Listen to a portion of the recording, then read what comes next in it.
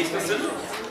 I'm here to welcome you to the 16th annual Gimli Film Festival. The film you're about to see is part of our Circumpolar film series. And we have several series at this festival. We have an environmental series. Our Circumpolar series is thankfully supported by Farmer Safe Gimli. Ernest Stephenson and Claire Gillis have been long-time supporters, and we really thank them, because without that support, we couldn't have this series. So a big thank you to both Ernest and Claire. Now, Grimmer Hawkinson's Rams was the winner in the Un Certain Regard series at the Cannes Film Festival. This is the most important film fest, the most important international award that an Icelandic film has ever received. So it seems that Icelandic films, along with Icelandic football, has arrived on the world scene. Now, there are a few reasons, I think, why Icelandic films are so successful. One, as Terry mentioned, is the landscape. The entire hinterland of the country is one great big movie set that has attracted the productions such as Game of Thrones. The second reason is that it has a mature and fully functioning cinema and television production industry.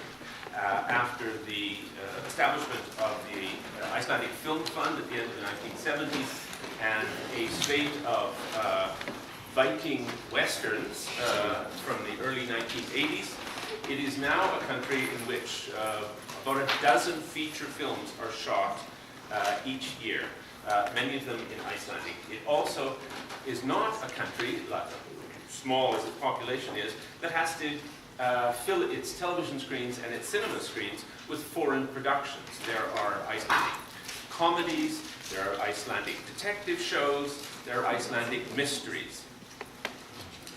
And even their current great success is called Ófær. It's a mystery show that's situated up in the north in Siglufjörður, and it's actually been taken up for broadcast in Britain. So they now have television shows for export. The third major reason why Iceland is a major world movie power is that it has an almost limitless supply of movie extras. Movie extras taken from the world of animal husbandry. Movie extras that come pre-installed with their own Icelandic wool sweaters on. I'm referring, of course, to Icelandic sheep. But having a limitless supply of sheep does not mean that talent is easy to spot. So, Grimmer Hawkinsson held 3 days of auditions in a kind of playing Simon Cowell in a mock Iceland Has Sheep to find just the right sheep that had that on-screen charisma that you need. The important thing was to find sheep that wouldn't run away. Because when you try and give, as a director, instructions to sheep, they just run away.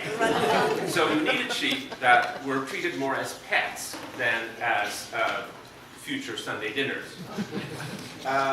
So he eventually brought in a wrangler, an animal trainer, because they needed to be able to communicate with the sheep. Grimmer doesn't speak sheep. He graduated from the film school in Prague. He speaks a number of European languages, but to communicate with the sheep, he needed somebody who spoke sheep. The wrangler held sheep rehearsals and found that the sheep were extremely malleable. In fact, Grimmer said that while the actors normally took several takes to do a scene, these were one-take sheep. This is a film with both serious and comic elements. It's a film about two brothers who haven't spoken for 40 years, who find themselves joining forces to save their prize-winning race of sheep, which are going to be destroyed by the health authorities because they've got a neural disease. There seems to be an almost timeless and mythical quality to this story. It reminds you very much of the Old Testament. There's Cain and Abel, there's Isaac and Esau, and there's Joseph sold into Egypt by his evil brothers. So underneath this film, there is the subtext, am I my brother's keeper? The story is extremely sparse. It's told very sparely. There's very little dialogue. He loves to have a large, wide, static scene. It makes the characters out on their farms seem more lonely, and it gives the landscape its own character within the film.